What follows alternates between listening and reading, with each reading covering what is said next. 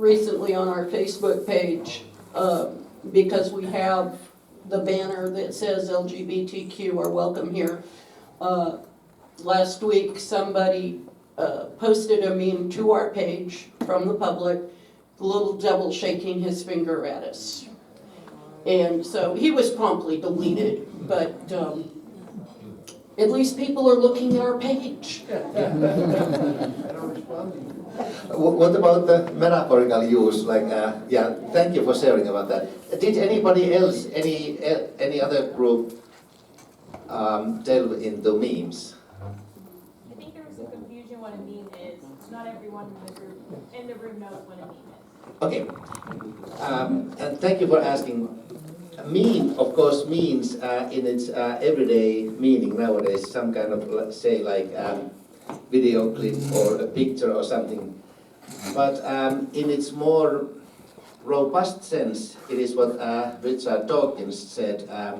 The reason humanity develops is that we pass on from one generation to another a lot of culture, memory, and those kinds of things. And then he pejoratively says, even God meme, like we transmit belief in God, which is bad. And I kind of turned it around and said, what about if the gospel of Christ, the biblical message of salvation, could be metaphorically taken as a meme, something that's contagious, something which is spreading all over. So it was my own way of trying to say that sometimes, even if we are not intentionally planning for programs, and we should, sometimes when we don't have a department for evangelism, evangelism in a vibrant spiritual church may act like meme. Like for example, when certain type of melodies or catchwords or habits transmit from one generation to another, no one is waking up in the morning and say, I want to make sure that in 2 generations from today, everybody knows this catchword. It comes also from the unconscious, non-intentional side of human life and culture. Like Luther saying, this is most certainly true. Right, this is most certainly true. Yeah. Yes, sir.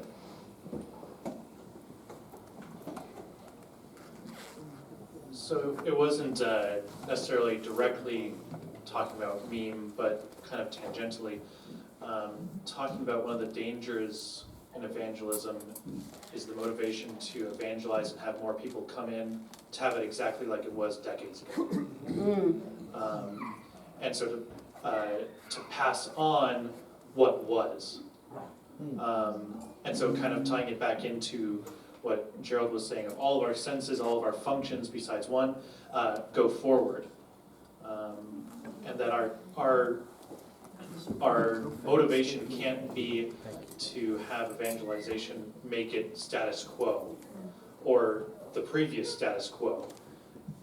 It has to be kind of more towards the mindfulness or more towards mission, or so going down the list of yeses.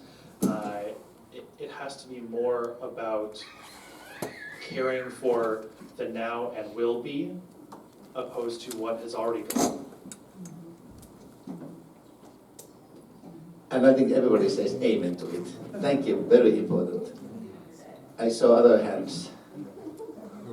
Paul was behind it. Oh, yes. Speaking of memes, more than 30 years ago, when the ALC and the LCA were getting together to form this new church, the communication committee I served on lobbied those bodies to name our new church simply the Lutheran Church, simply for the acronym it would give us. Our evangelism would be done right there. Thank you for sharing.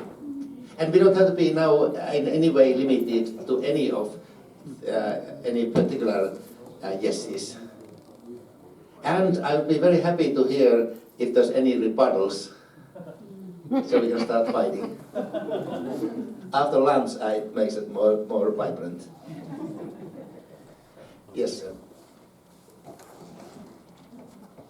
I'm not going to quote this perfectly, but when you were talking back at that table about meme and what's transmitted, I was thinking about the difference between tradition and traditionalism.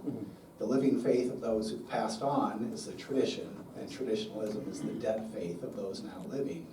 And I think at our table, we were talking about how important intentionality is, especially when our culture is pulling so many people away from the natural community and the time where that faith was, passed on within the family and the extended family. I think about a family reunion that I go to where we've seen a diminishment of the living faith, and the culture is such a strong tide in the wrong direction. We have to be even more intentional.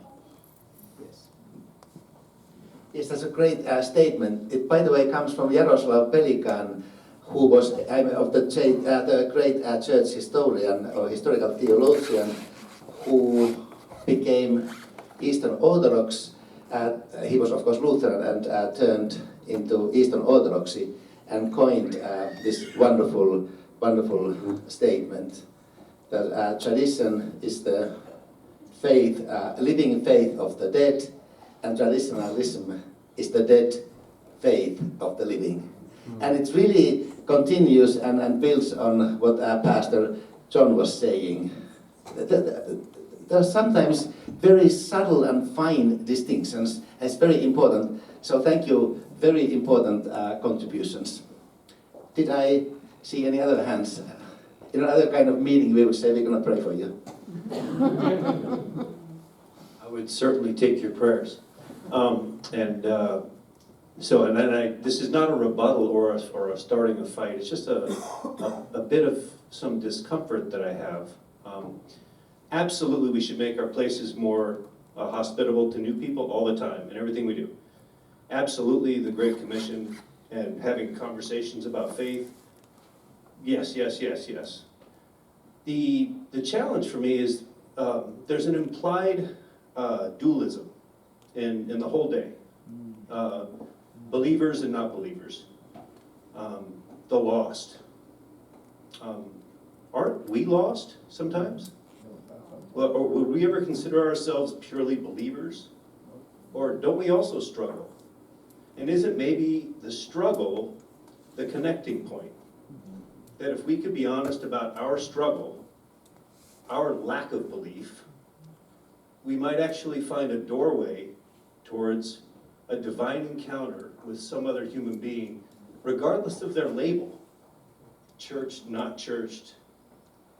And so I think that evangelism is only good news when it's a two-way street. I have to be willing to be changed as much as I want to engage in a conversation. And if that doesn't happen, then it's power over. No matter how we try and shape it, it always still comes off as, you are a project. And that just doesn't work for me. So. Thank you. That's a good kind of summative statement towards the end of our day. Yes, we easily get dualistic in our terminology. It's easier for us as human beings to try to wrap our mind around something when we make some distinctions. Yes, and I wasn't successful enough, but I was trying to emphasize the fact that even when we think we are evangelizing, it comes from humble spirit and not from the idea that, or not from the place of sense of superiority or proud, but also be a sharing of something that somebody has discovered. So it's very much a matter of mindset and attitude. Thank you very much. Yes.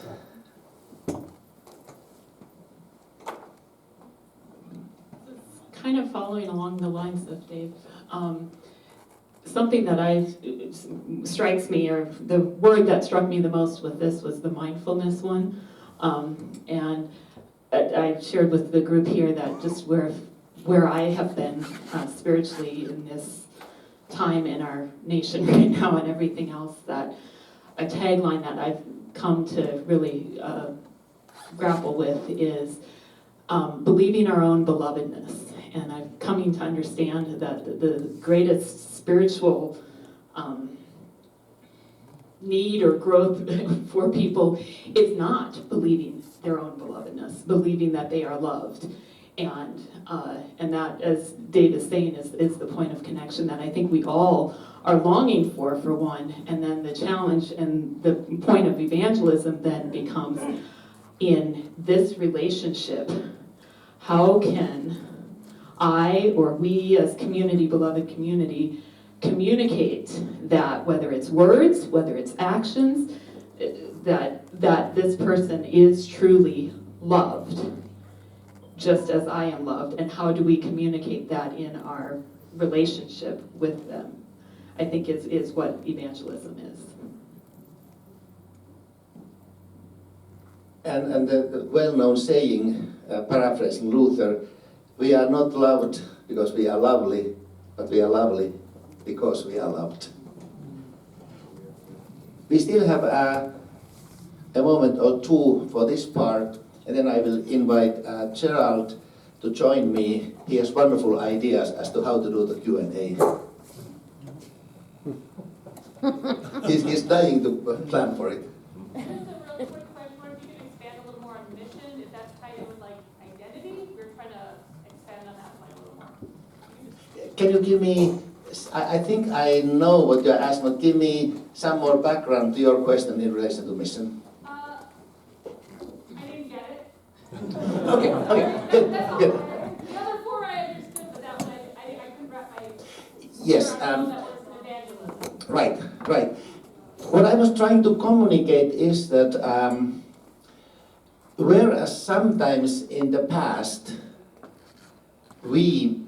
not we Lutherans alone, but everybody mistakenly understood that mission or being missional is a isolated or individual task of the church, like you are sending missionaries from the US to Cambodia or Syria, and the rest of the church that is staying here they don't have to do anything about mission.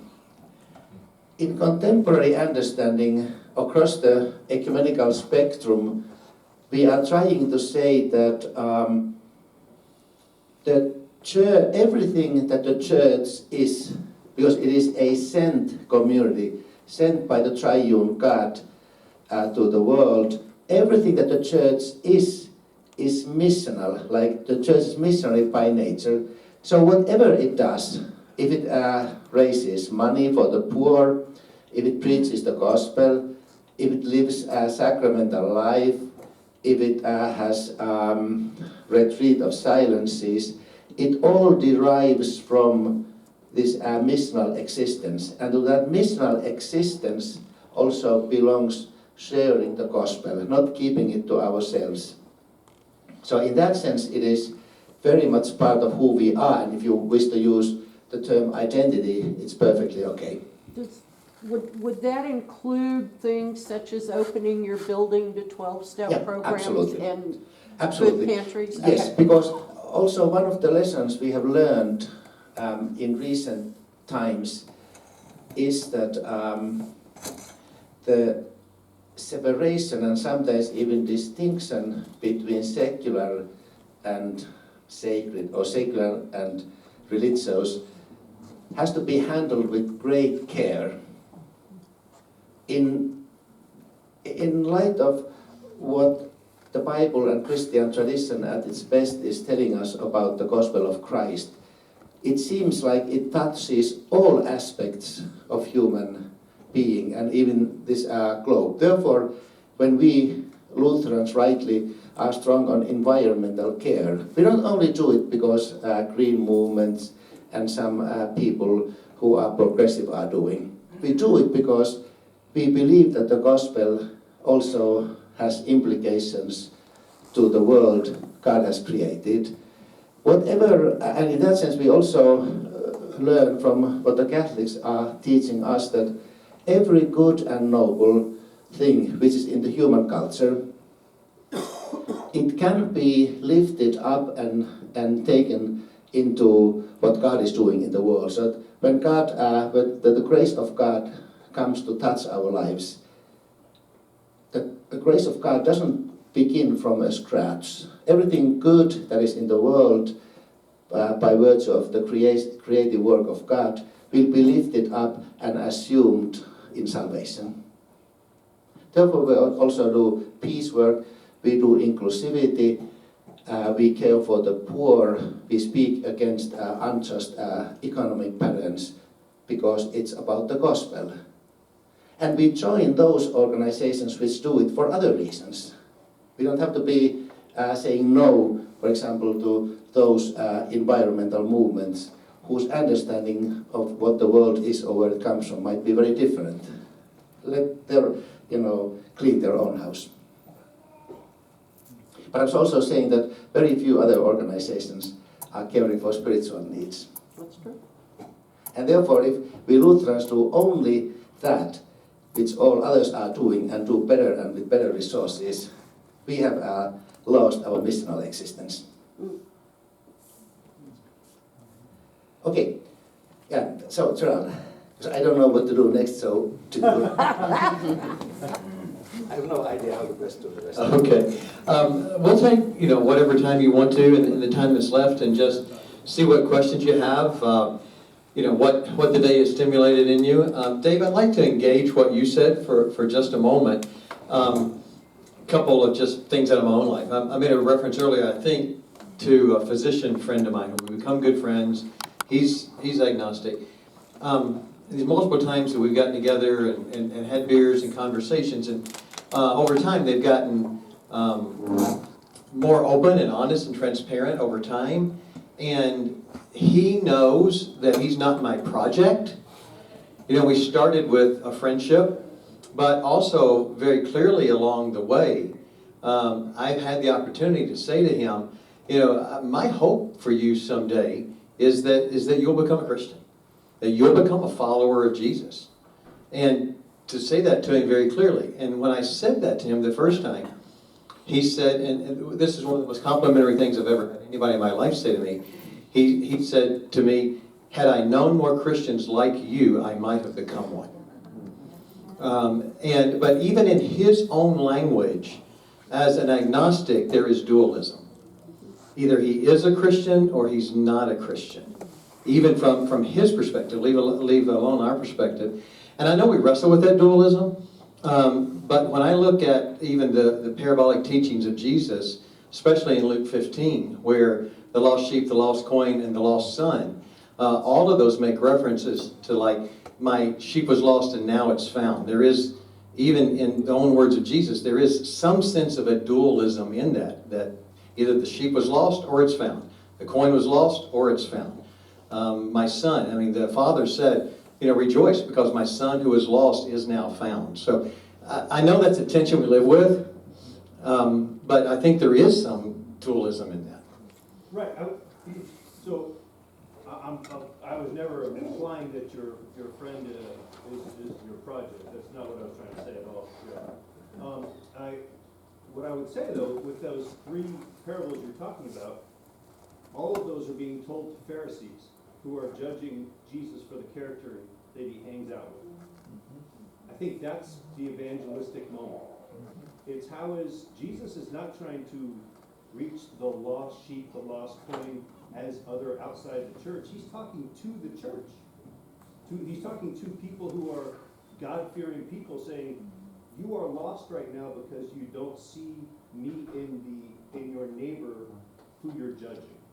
Right? So the evangelism, I think, is really an inside job in those three parables, and I think still very much needs to be done for the church. We need to change our view of where we think God is. Yeah. That's what I think that those parables are about. And I can see what you're saying, but then we go also back to Luke 19:10 with Zacchaeus, and Jesus says, today salvation has come to this house. Exactly, Yeah. because he was back in society because he gave all the money he stole back to the society. Right. He was restored. Right. Salvation has come Exactly. because, and the Son of Man came to seek and to save those who were lost. Those are the words of Jesus. And yes, are we all lost? We're absolutely lost. Every one of us are absolutely lost. Maybe it's a degree of our lostness, you know? That in my lostness, at least I have discovered who this Jesus is. I would say, even with the lost coin, the coin is lost in the house. So apparently you can be in the house of God and still be lost. I would absolutely. Absolutely. Do you want names? Well, we'll start with me. Yeah, I think we're getting lost in semantics, because if I come across to my person that you've described in number 1 or number 2 is yours. If I come across as the person who knows it, the person who has it together, and I see you as lost, and I'm going to help you come to a different position, which is really my position, I lose. I have to recognize that I have to recognize and get off my high horse that I am a sinner, period. And I am powerless over my sin. Thank you very much. Just like our friend is powerless over his sin. And so I need to, and that is the place of evangelism, where we share that and say, okay, what do you do about it? I do this. This has worked for me. But again, I think that's what we're talking about. I don't know if that says anything, Dave. Yes. My point is simply to say that it's very complex, and I just don't want there to be a sense that lost people are over there in a separate group. I think that in a much more real sense, evangelism is we have to be open to be evangelized. I mean, case in point, my church is right now studying Dear Church by Lenny Duncan, Pastor Lenny Duncan. For us to be able to be a place of good news, we have to deal with some huge blind spots that we have around white supremacy. And that means that we have to be evangelized by people who are not coming to our doors because of some real problems we have, and we have to listen to them and then repent and do reparations changing so that we can become more whole. We're not whole right now. I agree with what you're saying. I just wouldn't apply the term evangelized to that myself, because of what my understanding of evangelism is. What Luther said: one beggar helping another beggar. How to find bread. And so, do we need to make a lot of adjustments? Absolutely. There's no question in my mind about that. Are there a lot of people who have no sense in our world of the gospel of grace? I think there's a lot of people who need to know that. And for me, that's what evangelism is about. Veli-Matti, I really appreciated your exploration of the word proselytism, because I think we get really afraid of being labeled a proselytizer, but the truth is, all of us proselytize every day. It's just when it comes to evangelism, we get afraid of it. Because if I believe in full inclusion and John didn't believe in full inclusion, I'm going to try to convince John of my belief. That is, by its purest definition, proselytism. It's convincing another person trying to convince another person of your belief. Correct? Yep. Okay.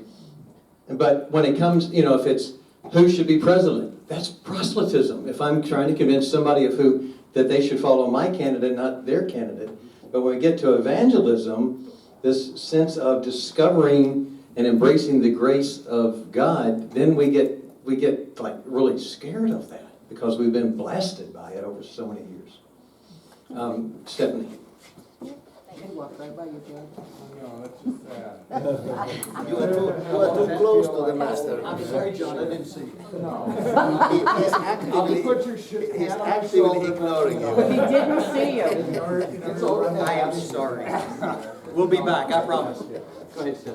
For me, the most moving story of evangelism is when Paul is talking to Greeks and says, and I'm going to paraphrase, you guys are trying to find the divine, I'm trying to find the divine. You guys feel this call, I feel this call. He's not dualistic, like you guys are bad and I'm so awesome over here. he's not putting people into the right and wrong categories, it looks to me.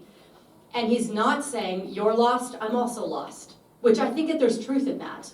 But he says, you're blessed in hearing the call of God, and I'm blessed in hearing the call of God. And so he goes to the other side of things, more like the saint side than the sinner side.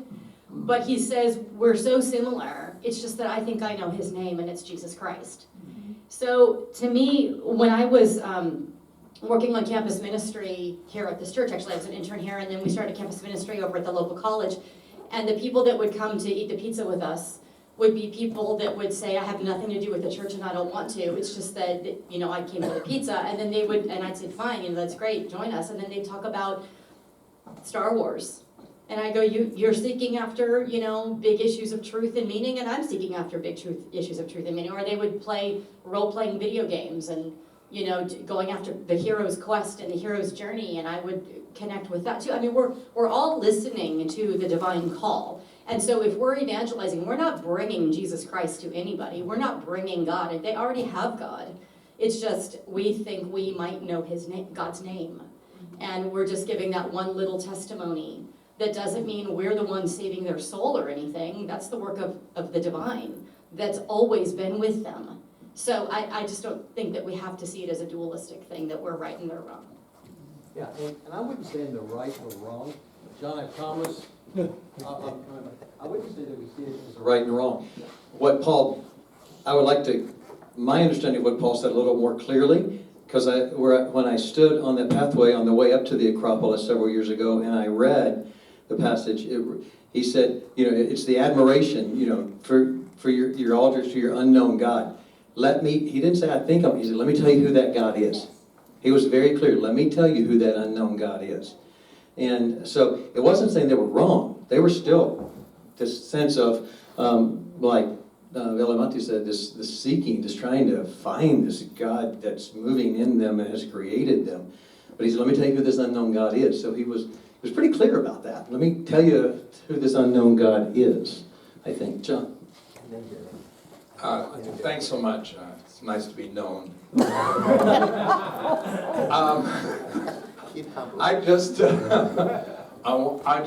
got a nice group of clergy here together, and I don't know how many kids you have in your church and stuff like that. We have a preschool at ours. I do a little chapel time. And what I've noticed in kids, and this is the seeking part, is like, oh, pastor, you know, like I'm just God come down from heaven or something like that. And the desire to hug me so hard. And I don't know if that's everywhere. But I just think, you know, we kind of sanitize Christianity out of a lot of things. There is a loss there. And I don't know if, in my mind, it seems to be. Because I've been at this for a while, so the little kids weren't all that enthused about me early in my ministry. So I think there's something kind of lost that little kids are catching on to. That's been kind of scrubbed out. And I thought with this many clergy, does anybody else feel that, sense that at all? And that's as part of the mission, you know, kind of trying to feel that sadness or something. You know, staring at your iPhone really doesn't do it for you in the end, you know. Yeah, exactly. Terry?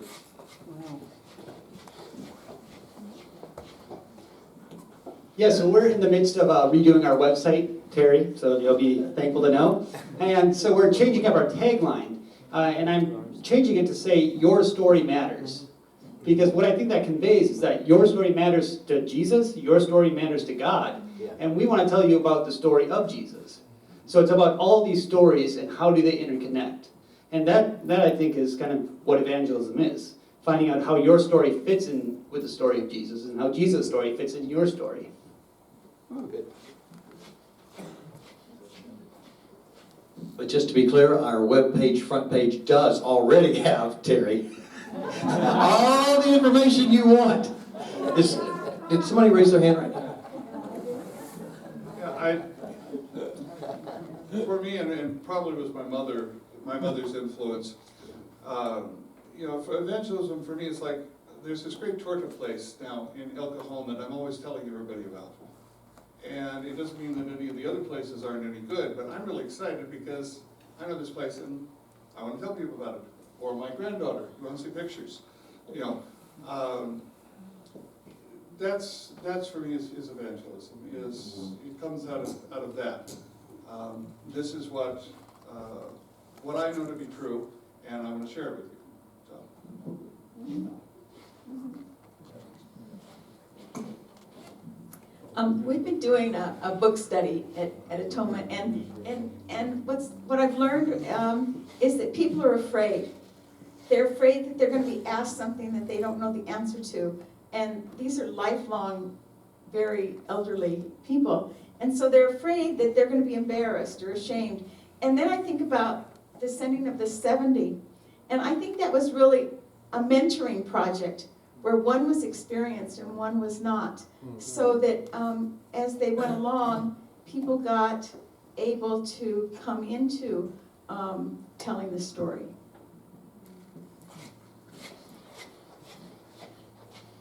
And I think that essence of story is so important because people can disagree with my theology, they can disagree with how I operate, they can't disagree with my story because my story is my story, and that's actually how the gospel spread so early on.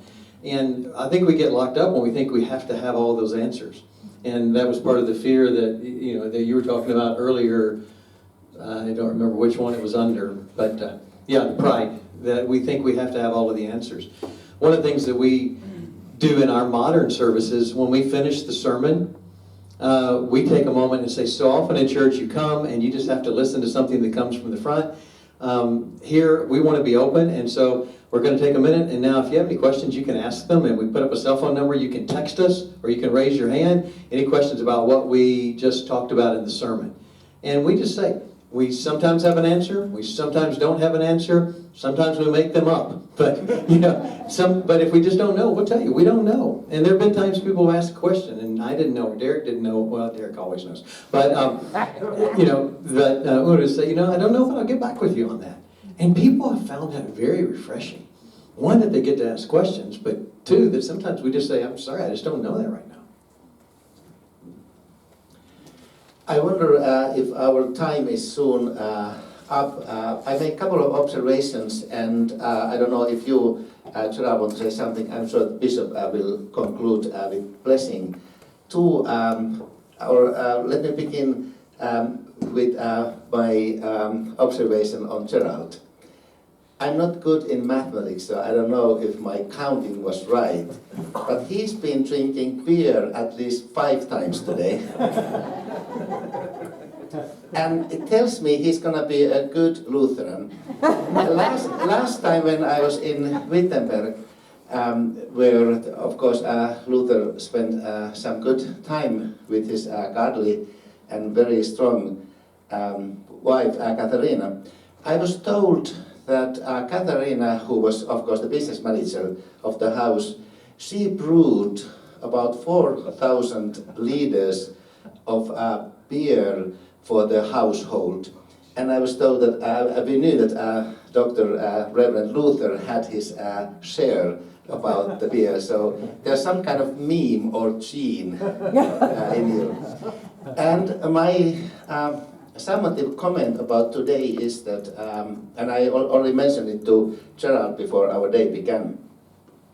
When I was thinking of today, I thought to myself, this day can't go as bad as not to be useful. Even if everything went wrong and everybody didn't get any good insights or contributions, the fact that Pacifica Synod is organizing an event around evangelism is a wonderful thing. And I was reminded of the great English writer and author J.K. Don't give me the name, Chesterton, who once said, if a thing is worth doing, it is worth doing badly. It has some intrinsic value. So I thank you for the opportunity to be learning with you, and now I give over to Gerald and then to Bishop. Thank you, Veli-Matti. And again, my thanks, when Veli-Matti and I, when we first started planning this, that's where we landed on the word conversation, because we think the conversation around evangelism, it's not a one and done, but it's an ongoing. And today, if what we've been able to communicate and share and what we've engaged in conversation, if this conversation can continue, I believe that more people are going to discover that life that Jesus has for them, and will change that trajectory of our church. And thank you again for letting me not only talk today, but also to be for your inclusion of me into your family. Thank you very much.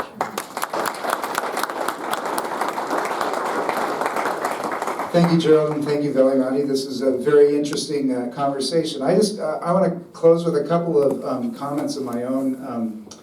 You know, in my faith life, things have developed over the years, and a couple of them just came to me as you guys were talking in the end, especially with the question that Dave brought up about dualism and how this all kinds of fits together. When I was a young man in my late teens and early 20s, I used to worry about what would happen to people if they died without faith. I found as I've grown older that I can trust God with that now I worry about how they live without faith.